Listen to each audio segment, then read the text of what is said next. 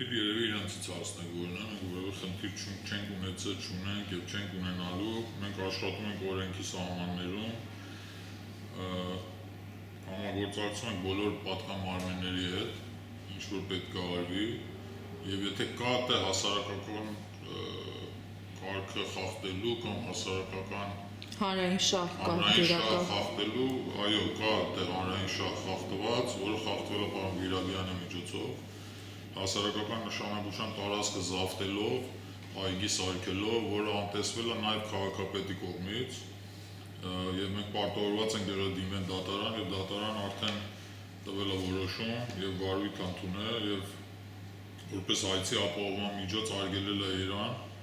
այդ տարածքում ջրել, տնկել, ծառայել կամ որևէ գործողություն իրականացնել։ Այո, այս խախտումը կատարել է առաջին իսկ օրվանից պարոն Վիրաբյանը աշխատել է խախտումով, իր այգին եղել է անօրինական, ինչպես տեսնում եք ստպաստաթղթերում, ուրեմն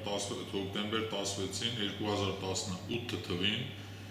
քաղաքապետարանի կողմից տուգանվել է արոտավայրը այգի սարքելու համար։ Այսինքն պարոն Վիրաբյանը 18 թվականի հոկտեմբեր աշխատել է անօրինական։ Հիմա անօրինական աշխատող մարդը, որը ահազանգում են անօրինականությունների մասին համապատասխան փաստաթղթեր, ինչ որ շատ կարևոր է, ինչի որտեղ առաջնում է մթերքի։ Այսինքն էսի շատ կարևոր հարց է, եւ եթե ինքը ունեցել է լիցենզիա այդ մթերքը իրացնելու համար, շատ հետաքրքիր է, որ ընկերությունն է իրան տվել լիցենզիա, որ ինքը ապօրինի ձևով, անօրինական ձևով այգի ունենալով կարողացել է այդ մթերքը իրացնի շուկայում։ Այսինքն սրանից ավելի մեծ խախտում ժողովրդի մթերքի հետ կապված։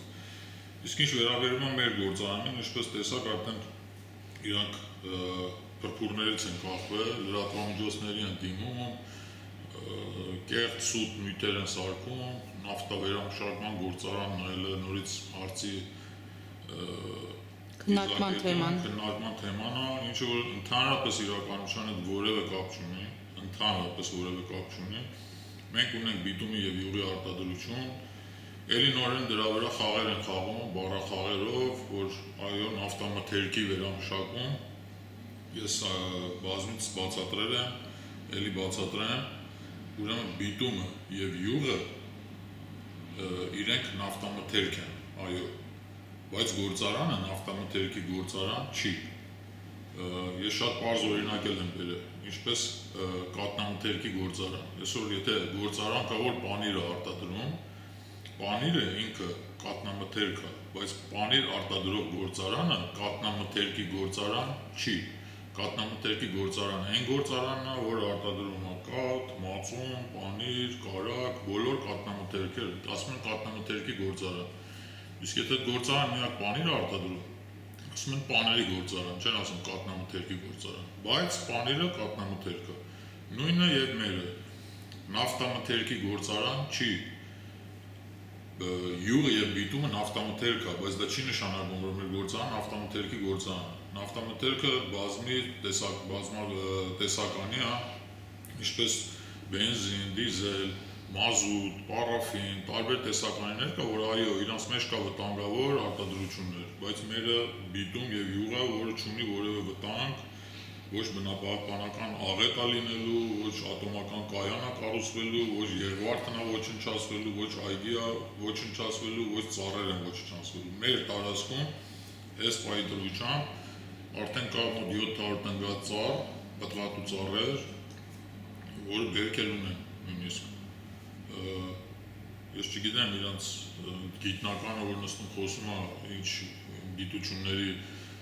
դոկտոր պրոֆեսոր է, բայց իր խոսելուց եւ իր ոճից արդեն պարզ է դառնում, որ ինքը իր մակարդակը ինչ է, երբ որ վերցնում ասում է, որ ստեղում նյութեր են արտադրվելու, որ ժողովրդին բերելու են դեբիլացման։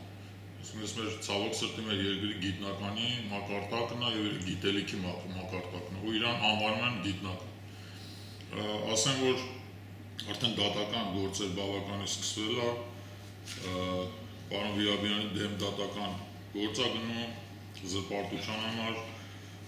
գիտնականի դեմ արդեն դատական հայց ներկայացվել է, լրատվամիջոցի, լրագրողի, տարբեր նրանք, որ փորձում են այդ սուտ տեղեկությունները տարածեն, իրանց դեմ սրանից հետո ամենափոքր շարժումի վրա մենք դիմել ենք դատարան։ Ինչ ուզում ա լինի, թող օրինական կարգով, եթե մենք ենք ստում, թող բարձրի օրինական ձևով, իսկ եթե իրենք են ստում, թող պատասխանատվության ենթարկվեն։